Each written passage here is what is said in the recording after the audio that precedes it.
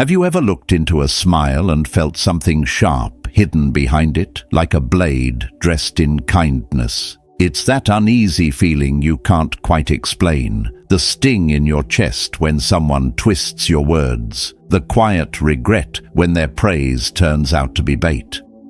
Manipulation rarely arrives as open betrayal. It slips in like fog, leaving you doubting yourself, questioning your memory, softening your boundaries until you don't recognize your own reflection. We've all been there, sitting in silence, telling ourselves it's better to keep the peace, while deep inside we feel the slow erosion of our worth. The Stoics warned of this danger. If you don't hold fast to your values, someone else will define them for you. The battle isn't outside, it's inside, in how you choose to respond, in whether you give away your power or guard it. So the question becomes, when their mask slips, will you remain unshaken? Stay with me, and let's walk into the silence where manipulators lose their grip. As we step into the first chapter, picture yourself in a crowded room where smiles feel a little too polished and words drip with sugar. You sense something off. The laughter is just a little too loud, the praise a little too heavy. Your chest tightens because you know beneath that charm there may be a hook waiting to sink in. That's the quiet way manipulation begins, not as a blow, but as a whisper. Now imagine your instinct telling you to react, to defend, to pull the mask off right away. That urge is human, but ask yourself, what if that's exactly what they want? Manipulators thrive on reaction. They study the tremor in your voice, the heat in your face, the crack in your patience. They measure you by what shakes you. If you lash out too soon, you hand them the script. Stoicism offers a sharper way. Hold back, watch, pretend not to see. This isn't weakness, it's discipline. Seneca once wrote, "A gem cannot be polished without friction, nor a man perfected without trials." The friction here is your silence. In that stillness, the mask slips. They grow careless. They talk too much. They start believing in their own act. I've seen it play out. The one who stayed calm while others tried to bait him slowly became the most feared presence in the room. Not because he was loud, but because nothing moved him. That silence cut deeper than any accusation. True control doesn't come from striking first. It comes from being unshaken. And when you refuse to be baited, you don't just protect your peace, you expose their hunger for control.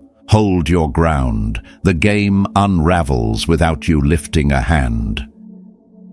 Moving into the second chapter, imagine a room filled with voices, sharp words tossed like stones, and yet one figure sits still, silent, steady, unshaken. The manipulator circles, testing, probing, waiting for the flinch. They speak with rhythm, with rehearsed cadence, pressing on hidden insecurities like a pianist, striking keys they know too well. But when no reaction comes, when their words fall into emptiness, something unexpected happens. The silence unsettles them. There is a strange power in the pause. It neither agrees nor resists. It simply exists, and in that space, their performance begins to collapse. Manipulators are artists of control. Their brush is your reaction. Their canvas is your face. Give them nothing, and they are left holding their tools with nowhere to go. We are taught that silence is weakness, that it means defeat. But the Stoics knew better. Silence is not the absence of power, it is its concentration. Epictetus reminded us, it's not what happens to you, but how you react to it that matters. When you choose stillness over reaction, you cut the strings they hope to pull. Think of the last argument that spun out of control. Chances are it began with something small, a sarcastic jab, a guilty nudge. and before long you were dragged into a storm of words. What if instead you had paused? What if you had let their words echo back into silence, stripped of the fuel they needed to grow? That single choice could have changed everything. True silence is a boundary. It says, "I hear you, but I will not carry your chaos." It is mastery disguised as calm, and when the storm rages again, you'll know this truth. Sometimes the loudest response is no response at all. From here, the ground begins to tilt in your favor. Advancing to the third chapter, imagine hearing your own name twisted in someone else's mouth, reshaped into a story that doesn't belong to you. A few words bent, a raised brow, and suddenly you are defending yourself against a version of you that never existed. That ache in your chest when you realize the room is filled with whispers you didn't start, it cuts deep. The instinct screams to clear it up, to rush in with explanations, to prove yourself. But here's the trap. The more you chase after their version of your story, the further you drift from your own. In a world where perception often outweighs truth, facts don't always win. Energy does. Presence does. People believe what they feel before they believe what they hear. That is why the Stoics taught that integrity is not an argument, but a posture. Marcus Aurelius reminded himself daily, "Waste no more time arguing what a good man should be. Be one." You don't need to scream truth, you need to embody it. I once saw a man accused of things he didn't do. He never shouted back, never scrambled to defend himself. He kept working, kept showing up, calm and steady. Over time, the lies collapsed under their own weight. People noticed not the noise, but the silence, the dignity of a man who refused to play in another's storm. That quiet consistency became louder than any rumor. Your narrative is built through action, not reaction. Rumors fade, but patterns remain. So don't waste nights chasing every whisper. Build, live cleanly. Let your results roar. Because in the end, the story belongs not to those who speak the loudest, but to those who stand the steadiest. And from here, we step into even sharper ground. Here's where the fourth chapter opens, in the quiet corners of a room where alliances are born, not from truth, but from whispers. You see the sideways glances, the hushed tones, the invisible threads that bind people together beneath the surface. Manipulators rarely act alone. They thrive in circles, small groups fueled not by loyalty, but by insecurity and fear. Their power is subtle, not in the words they speak, but in the silences they exploit. Now imagine that circle as a fragile web. On the surface, it looks strong, united, untouchable. But beneath, the threads are thin, stitched together by flattery and unspoken agreements. And here's the secret. You don't need to tear it apart with force. You only need to tug gently at one thread, and the tension will spread. Compliment one person more than the others. Ask a quiet question in private. Suddenly, doubt begins to whisper inside the circle itself. Why him and not me? Why does she get that attention? Jealousy doesn't shout. It drips slowly until the foundation starts to crack. Epictetus once said, "If you want to improve, be content to be thought foolish and stupid." In this setting, it means there is power in being underestimated. When others chase approval, you stay still. When others scramble for belonging, you withhold just enough to make them think for themselves. That quiet detachment unsettles the very balance manipulators rely on.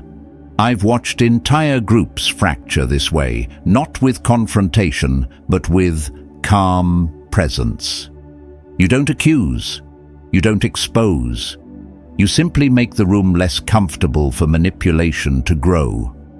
Over time, the circle unravels and the manipulator feels it slipping, even if they can't say why. You don't defeat their circle with noise. You dissolve it with contrast, by being the one who doesn't chase, doesn't flinch, doesn't beg. And from that calm center, the whole room slowly rewrites itself.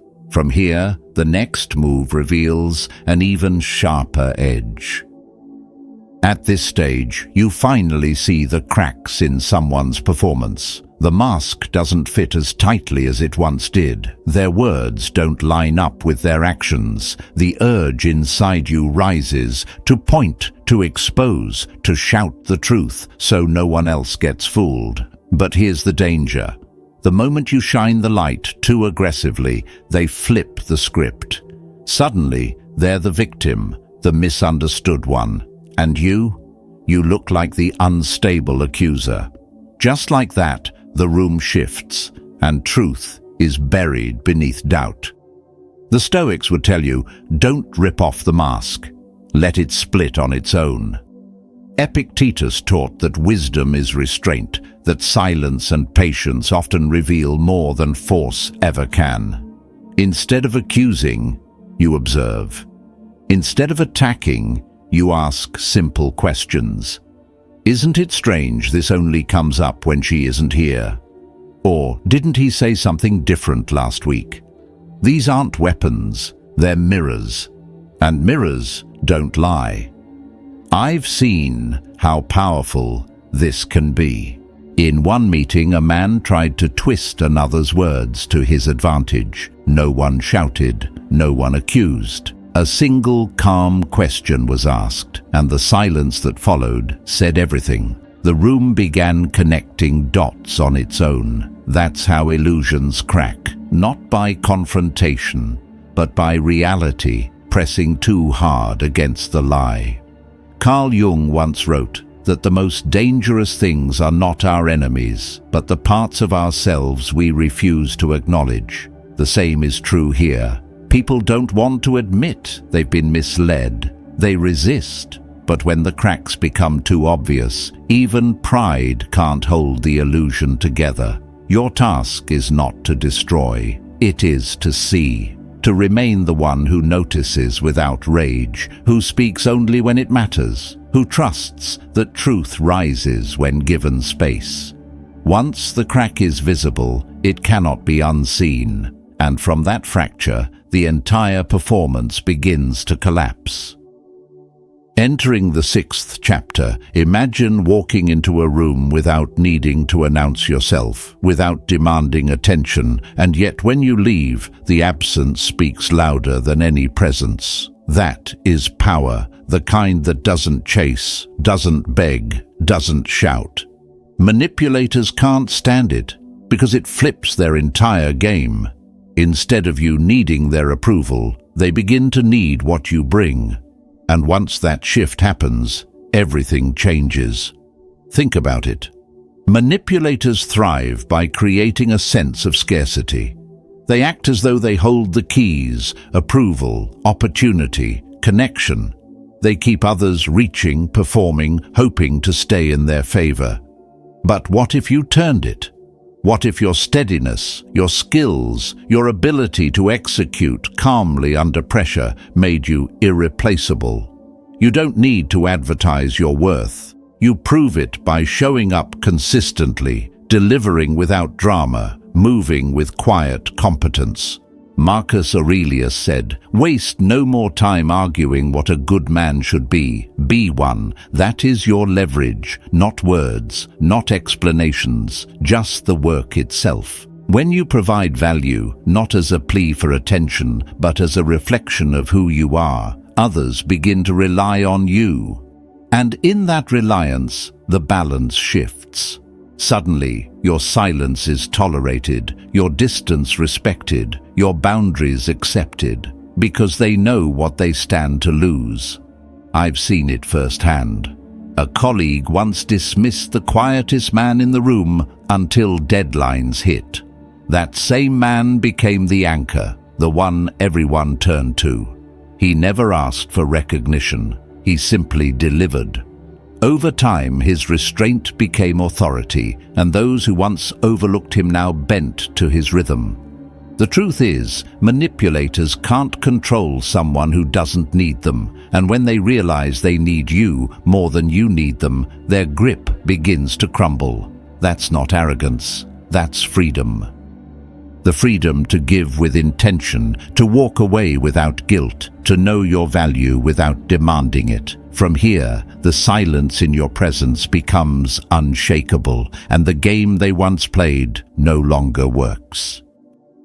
From here, imagine standing across from someone who thrives on your reactions. They prod, they flatter, they jab, they guilt. Every move they make is designed to pull something out of you: anger, defense, explanation, surrender. To them, your emotions are currency. But what happens when the coins stop falling? What happens when you don't resist, don't react, but simply reflect? There's a strange shift when you become the mirror. Mirrors don't argue, they don't explain, they don't distort, they only show. And when a manipulator begins to see their own behavior calmly reflected back, without sarcasm, without judgment, discomfort rushes in. The script they depend on begins to unravel because the play no longer has an audience. Stoicism teaches us that mastery is not about defeating others, but mastering ourselves. Seneca said, "He who angers you conquers you." The mirror denies them that victory. Instead of exposing their lies with outrage, you respond with calm curiosity. When they flatter you, you smile, say thank you, then change the subject. When they provoke, you ask a simple question. Didn't you say something different before? That quiet question lands like a stone in still water, ripples of doubt spreading outward. I've seen this silence work. A manipulator once interrupted a friend of mine repeatedly. Instead of snapping back, he simply paused, letting the silence hang heavy. The room noticed. The manipulator squirmed. What was once control turned into self-exposure. That is the hidden strength of the mirror. You don't absorb their tactics. You reflect them gently until the cracks begin to show, first to them, then to everyone else watching. And when the collapse comes, you won't have lifted a finger. You won't have fought. You'll have simply stood still. Because in a world addicted to reaction, the one who cannot be baited becomes untouchable. Now imagine the 8th chapter, a storm brewing outside while you sit inside a quiet room. The windows rattle, the wind howls, yet your cup of tea doesn't spill. That is stillness. And stillness is exactly what a manipulator cannot survive. They need your chaos to feed theirs. They need your unpredictable swings, your doubts, your overreactions. Every time you abandon your rhythm to match theirs, you give them access. But when you anchor yourself, their pattern begins to starve. Chaos is their element. Order is your shield. When you wake at the same time, when your words are steady, when your choices come from values instead of moods, something shifts. You stop being readable. You stop being interesting to the one who thrives on disorder. Routine may sound dull to those who crave drama, but to the Stoics, it was armor. Marcus Aurelius reminded himself daily that a disciplined life is a free life. Freedom from being pulled like a puppet into someone else's storm. I once knew a man who always responded instantly. Every text, every jab, every provocation. He was exhausted. But the moment he began slowing down, pausing, choosing, the manipulator lost their grip. The bait no longer worked. The pattern cracked. What looked like boredom to others was actually strength. The drama had no place to land. Carl Jung said, "Until you make the unconscious conscious, it will direct your life and you will call it fate." Stillness is how you drag the unconscious pattern into the light. It is not passive, it is deliberate. Each day you choose peace over panic, rhythm over reaction. And soon the manipulator faces themselves in the mirror of your calm. No chaos to cling to, no cracks to press into. Just silence, structure, and strength. That's when the game dies, not with a shout, but with the quiet refusal to play.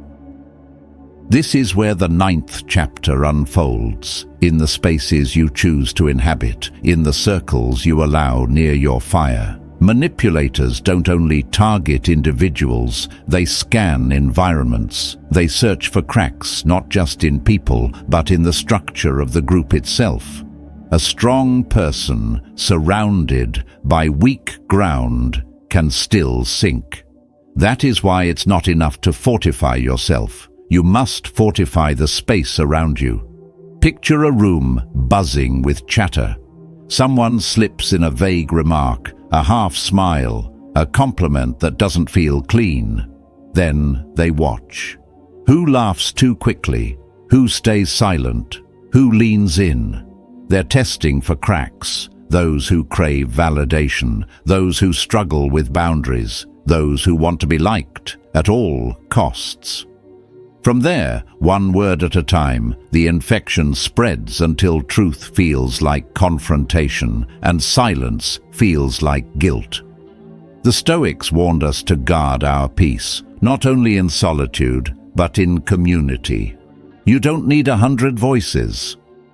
You need a few steady ones, the kind that don't shift with the room, who don't flinch when truth is spoken. That is your fortress, not a cage of isolation, but a standard, a living boundary that decides what energy is allowed inside. Marcus Aurelius lived by this. The soul becomes dyed with the color of its thoughts. Surround yourself with chaos, and you absorb chaos. Surround yourself with clarity and you grow stronger. I've seen this truth in action. A team poisoned by gossip crumbled until one person set a standard. No more whispers, no more hidden barbs. The air cleared. Those who thrived on shadows left. The ones who stayed built something lasting. That's what happens when you choose light over noise. A fortress is not built in a day. It rises one conversation at a time, one decision at a time. And when it stands, manipulators cannot survive inside its walls. They don't suffocate because you fought them. They fade because you made their tactics irrelevant. And from that ground, the next lesson takes root. Advancing to the 10th chapter, imagine watching someone weave a performance, their charm practiced, their stories polished, their timing precise. The natural urge is to rip the mask away, to show the room who they really are. But here's the trap. Strike too soon, and you become the spectacle. You look like the unstable one, and the truth gets buried under suspicion. Manipulators know this. They count on your urgency, your pain, your hunger to be understood. The Stoics would counsel patience. Seneca wrote that time discovers truth, not rage, not argument. Time. Let them speak, let them perform, let the rope unspool. In their hands, overconfidence becomes poison. The more they believe they fooled you, the sloppier they grow. The lies stretch too far. The tone grows arrogant.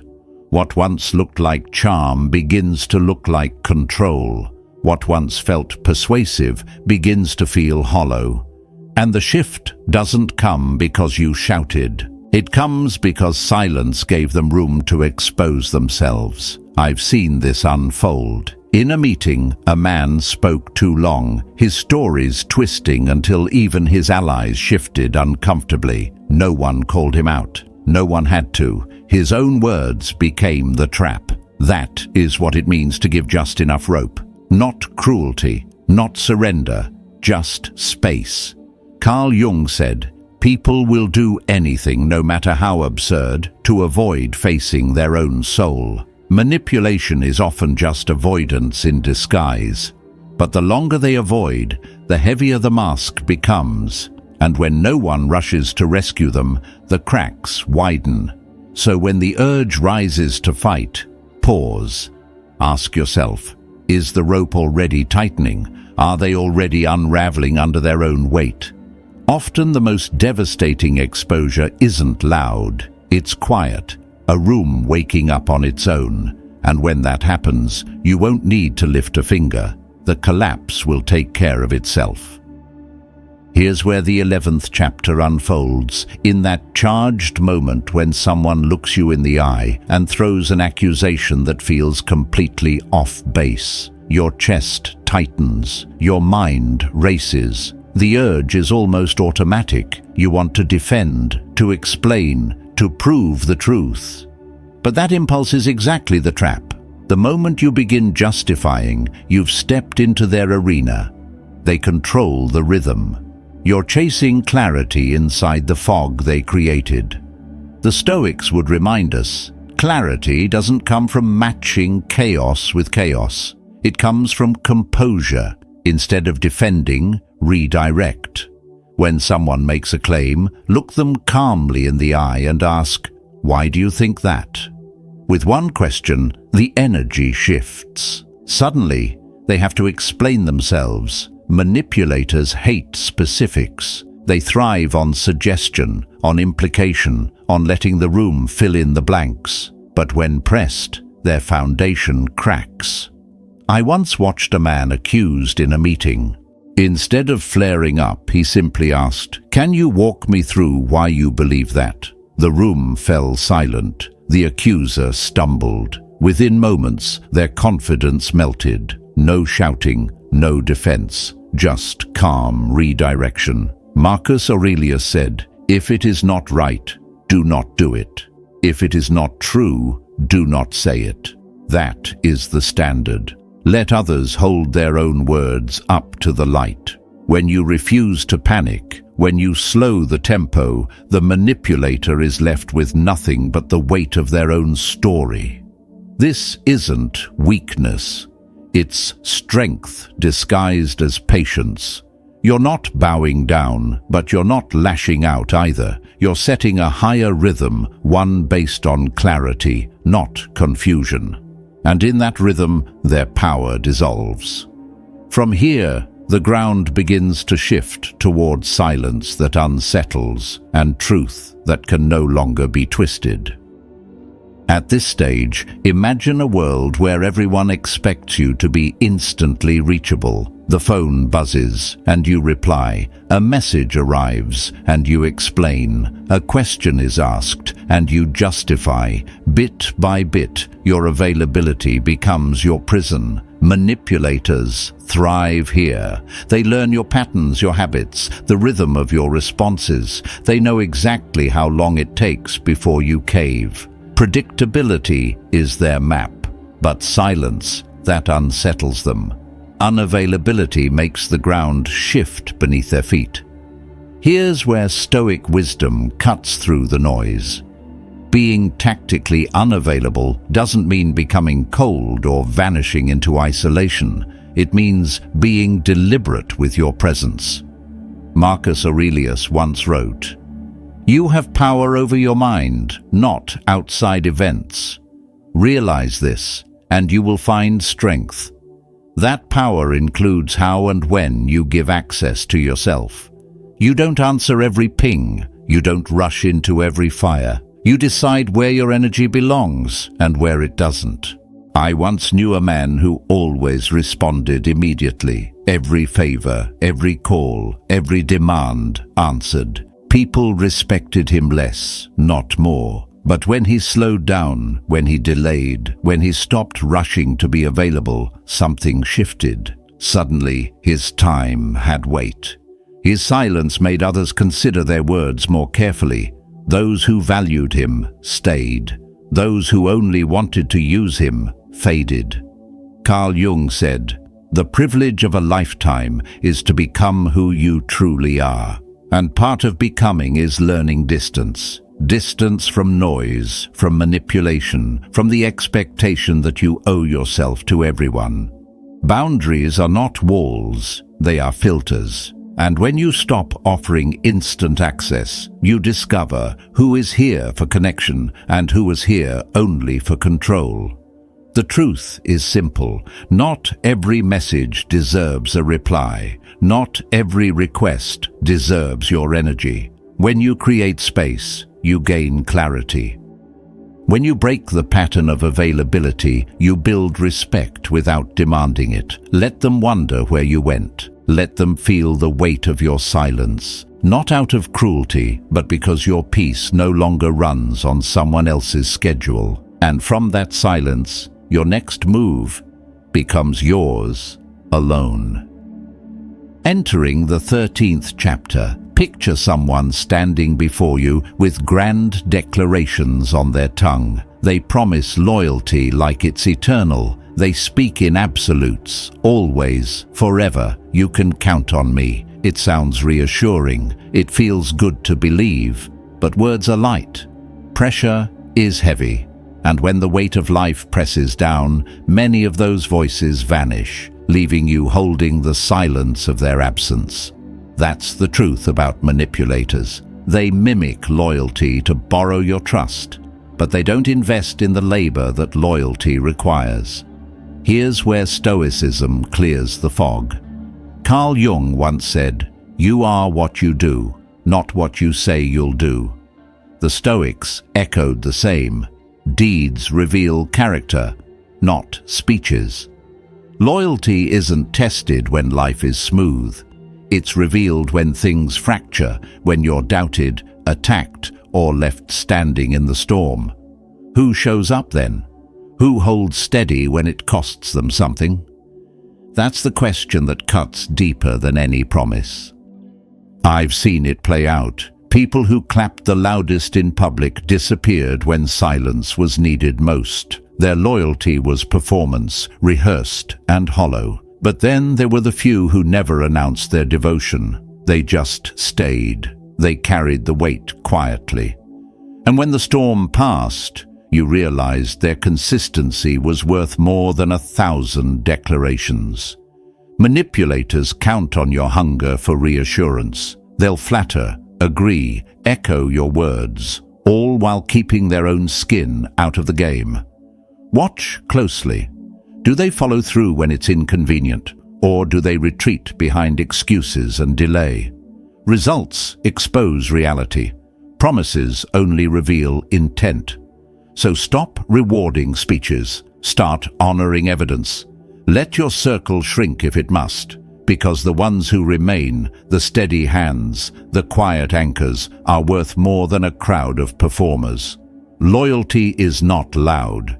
It is consistent. And when you learn to measure by actions instead of words, you'll never be fooled by empty promises again. From here, we step into the final clarity that makes manipulation powerless.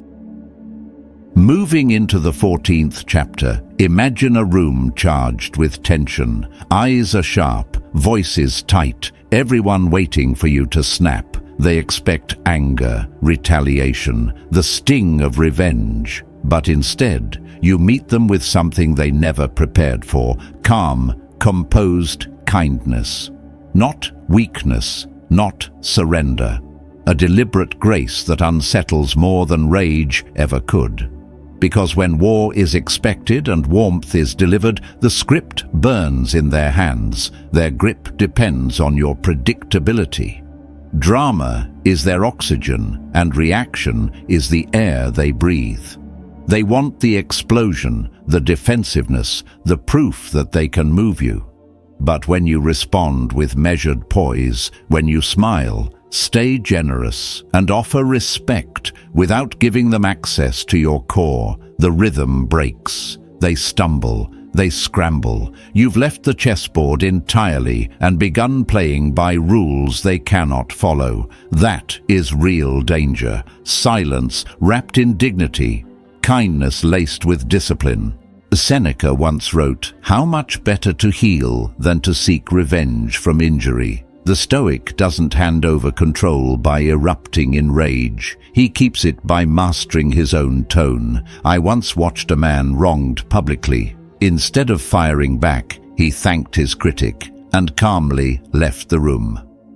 Days later, it was the critic, not him, who looked unstable. His kindness had not excused the betrayal, it had magnified the contrast. Kindness used with precision is not softness, it is strategy. It creates space between their chaos and your stillness. It leaves them unsure, even haunted, because they cannot frame you as bitter or unstable. You leave quietly with no fire, no spectacle, just absence. And absence echoes longer than argument. This is not kindness for approval. It is kindness as armor, as weapon, as exit. And when you walk away with calm dignity, the story dies in their throat. What remains is the mirror, and their own reflection is all they have left to face. From here, the path leads toward the final and most decisive truth. Entering the 15th chapter, imagine the weight of betrayal pressing against your chest. You've seen the pattern now, the lies, the guilt trips, the quiet punishments when you didn't bend. The urge rises like fire, to confront, to teach, to make them feel the sting they gave you. You want them to know, to finally understand. But pause. That's not wisdom speaking. That's ego. And ego is exactly what manipulators bait. They don't learn from lessons. They twist them into stories where you become the problem, where your fire becomes their proof. The Stoics knew this well. Epictetus wrote, "It's not what happens to you, but how you react to it that matters. The reaction is the arena, the one thing you control." Teaching a manipulator a lesson is like pouring water into a sieve. It won't hold. They aren't confused. They aren't unaware. Most of the time, they know exactly what they're doing. What unsettles them isn't your lecture, but your refusal to play. I once watched a friend waste months trying to correct someone who thrived on twisting every word. Each attempt made him look more unstable, more desperate. Then, one day, he stopped. No explanations, no speeches, just distance. The silence unsettled the manipulator more than any argument ever did. Because manipulators don't fear your anger, they fear your absence. They don't fear exposure, they fear irrelevance. When you stop reacting, you stop feeding the game. No more justifying, no more clarifying, no more trying to be understood by someone committed to misunderstanding you. Growth, real growth, doesn't announce itself. It doesn't slam doors. It simply moves forward, leaving the old pattern behind. There's dignity in restraint, power in silence, freedom in letting life, not you, be the teacher. Your calm exit, your refusal to engage, becomes the loudest lesson of all. Not because you forced it, but because you no longer needed to. By then, you're no longer in the game at all. You've already outgrown it. The true strength in facing manipulators isn't loud retaliation, but quiet mastery. These Stoic strategies remind us that power is not in controlling others, but in guarding our own mind. Now the choice is yours. Which of these silent moves will you start practicing today? Share your thoughts below. Your perspective may guide someone else. And if this message gave you clarity, subscribe and stay with us as we explore more Stoic wisdom to sharpen your path forward.